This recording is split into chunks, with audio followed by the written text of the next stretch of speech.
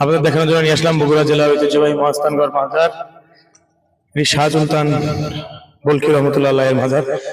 এই মহাস্থানের ঐতিহ্যবাহী একটা খাবারের নাম হচ্ছে কটকটি।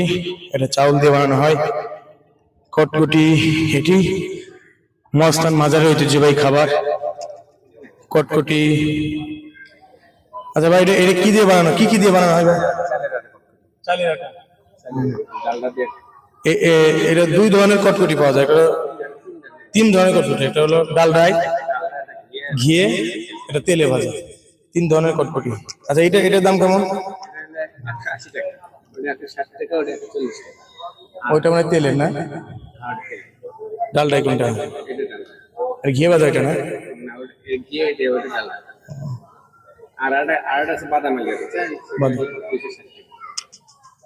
তো মহাস্থান ঘুরতে আসলে এই খাবারটি অবশ্যই আপনারা খেয়ে দেখবেন। অনেক সুন্দর একটি খাবার, এটি ঐতিহ্যবাহী বলা চলে। এখানে মহাস্থানগড়ের ঐতিহ্যবাহী একটি খাবার কটকটি।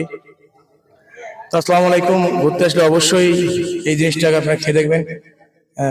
শুধু আপনাদের উদ্দেশ্যে এই জিনিসটাকে বানানো ভিডিওটি। আসসালামু আলাইকুম। ভালো লাগে একটি লাইক, শেয়ার, কমেন্ট অবশ্যই করবেন।